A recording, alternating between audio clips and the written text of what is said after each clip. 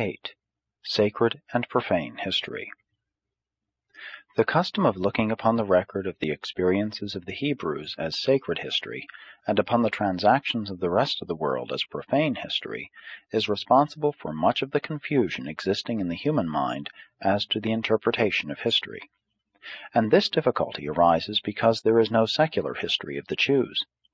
After the priests of the Babylonian exile had prepared their new record of God's supposedly miraculous dealings with the Hebrews, the sacred history of Israel as portrayed in the Old Testament, they carefully and completely destroyed the existing records of Hebrew affairs, such books as The Doings of the Kings of Israel and The Doings of the Kings of Judah, together with several other more or less accurate records of Hebrew history.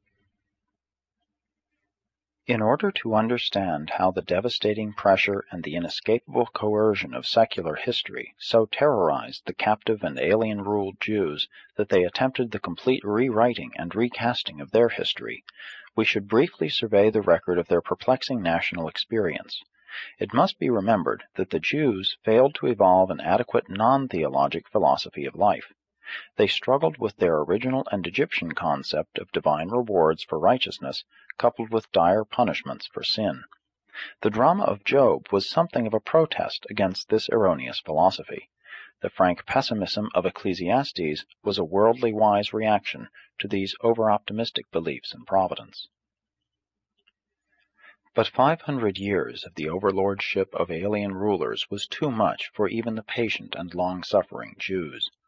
The prophets and priests began to cry, "How long, O Lord, how long?" As the honest Jew searched the Scriptures, his confusion became worse confounded. An olden seer promised that God would protect and deliver his chosen people.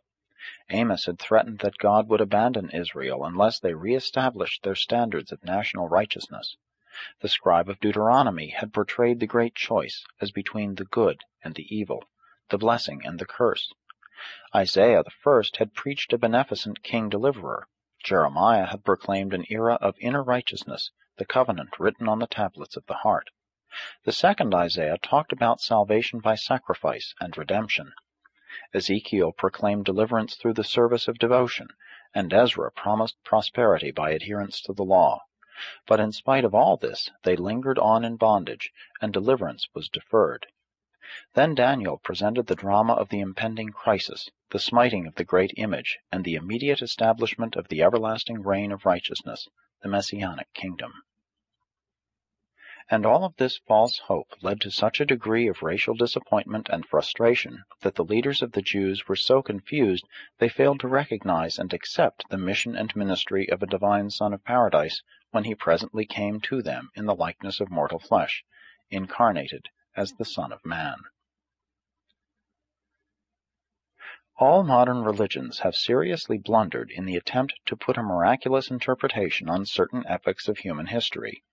While it is true that God has many times thrust a Father's hand of providential intervention into the stream of human affairs, it is a mistake to regard theologic dogmas and religious superstition as a supernatural sedimentation appearing by miraculous action in this stream of human history. The fact that the Most Highs rule in the kingdoms of men does not convert secular history into so-called sacred history. New Testament authors and later Christian writers further complicated the distortion of Hebrew history by their well-meant attempts to transcendentalize the Jewish prophets. Thus has Hebrew history been disastrously exploited by both Jewish and Christian writers.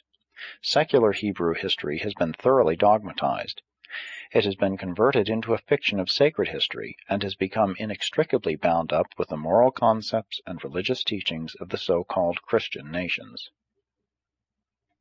A brief recital of the high points in Hebrew history will illustrate how the facts of the record were so altered in Babylon by the Jewish priests as to turn the everyday, secular history of their people into a fictitious and sacred history.